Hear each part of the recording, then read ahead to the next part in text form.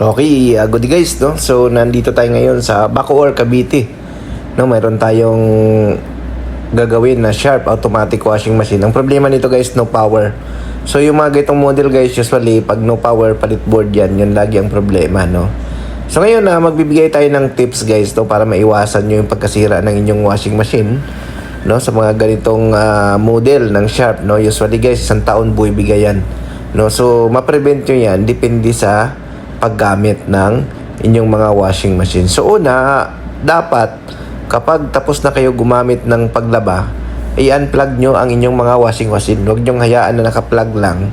Kasi kapag laging naka-plug yan, mayroon siyang standby power sa kanyang board, no? Sa kanyang power supply. So, pag nagkakaroon ng fluctuation, yung kuryente sa ating lugar, tinatamaan siya, no? So dapat i-unplug nyo siya, no? Lalo na itong mga board type na washing machine.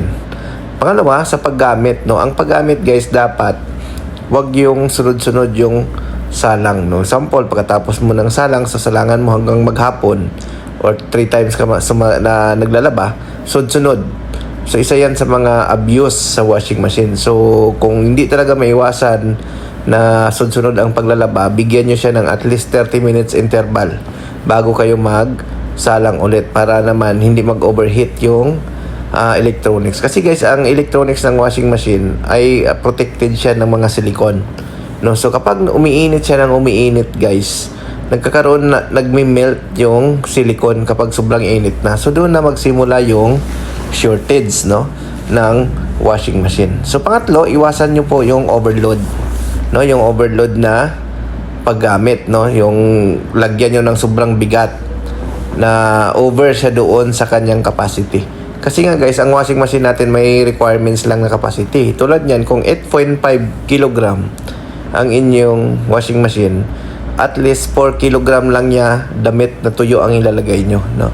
Kasi kasama tubig yan sa load na yan, no?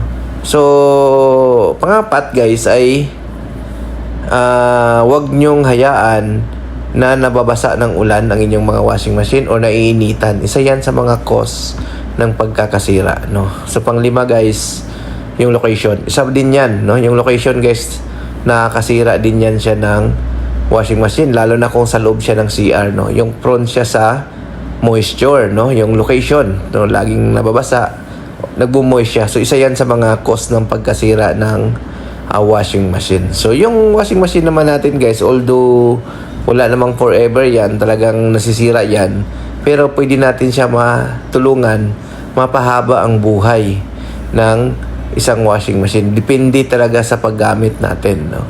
So kung kayo ay talagang over gumamit ng inyong washing machine, so expect nyo na magkakaroon kayo ng maintenance na masira talaga ang inyong washing machine, at dapat ready rin kayo sa gastos. Kasi nga guys, medyo mahal magpagawa ng washing machine, no? Sa mga automatic washing machine, medyo mahal, no? Minimum yan 900 pesos, no? Yung minimum na repair ng isang automatic washing machine. So yun, no? So nagbigay lang tayo ng tips guys para lang maiwasan yung pagkasira kaagad ng inyong mga washing machine. So yung mga ganitong model guys, common yan, no?